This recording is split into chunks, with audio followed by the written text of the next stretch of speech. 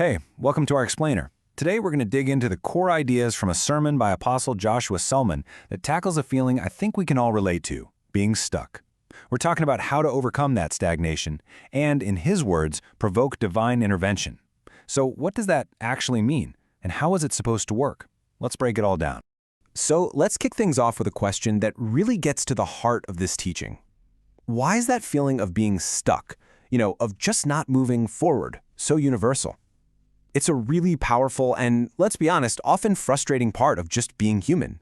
The teaching actually starts with a pretty powerful idea from psychology. Our happiness is directly wired to our sense of progress. Think about it.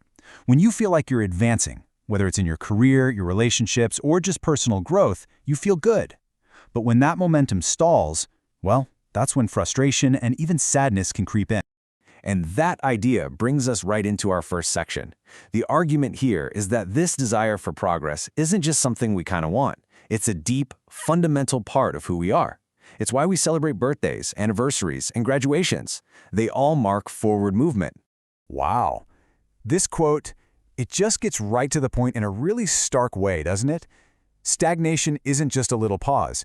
In this framework, it's defined as that moment when time is literally the only thing that's moving forward in your life.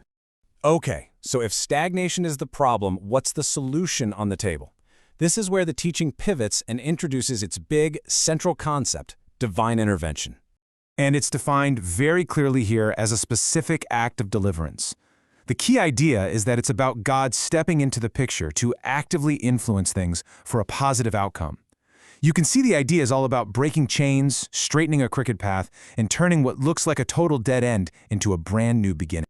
So, why is this intervention considered so necessary? Well, the teaching points to those moments in life where our own ability, our own strength, just isn't going to cut it. Things like a sudden illness, a crazy accident, or those deep-seated family patterns that just feel impossible to break. These are the kinds of areas where it's argued that human effort just hits a wall. And this brings us to the really practical part of the sermon. It lays out 4 keys to unlock this intervention. We're going to start with the first 2, which are all framed as principles of worship. I think this slide does a great job of showing the distinction. On one side, you have prayer, which is presented as this humble cry for help, basically admitting you're overwhelmed and you need a hand. But then on the other side, you have praise. And the teaching describes this as a powerful act of faith, choosing to rejoice despite your circumstances, not because of them. This idea of holding on to joy is a huge cornerstone of the teaching. The quote suggests that joy and faith are basically your primary defenses. Losing them, in this way of thinking, is like lowering your shields. And that's exactly why praise is positioned as this non-negotiable act of spiritual resilience. All right, let's move on to the next 2 keys. Now, if the first 2 were all about your inner posture of worship, these next 2 are presented as principles of direct action. So the third key is obedience, the specific act of following spiritual instructions, and the teaching makes it clear that timing here is absolutely critical. Then, the fourth key is engaging the prophetic. This is all about connecting with spiritual guides or mentors who are believed to carry a specific insight, or in the sermon's words, a divine grace for your particular situation. And to really illustrate this fourth key, this verse from Hosea is used. The idea here is that getting spiritual guidance through specific individuals is presented as a primary way that deliverance and preservation happen. It's described as a divine system for liberty. So this isn't just about listening to any random preacher. The idea is to find specific people who are seen as custodians of certain spiritual gifts. You can almost think of it like finding a specialist doctor for a specific ailment. The sermon even uses this amazing metaphor of spiritual midwives, people who are uniquely equipped to help you deliver your destiny. Okay, so we've walked through these 4 keys: prayer, praise, obedience, and engaging the prophetic. So where does this all lead? What's the promised outcome? Let's take a look. And here it is. This is the promised result.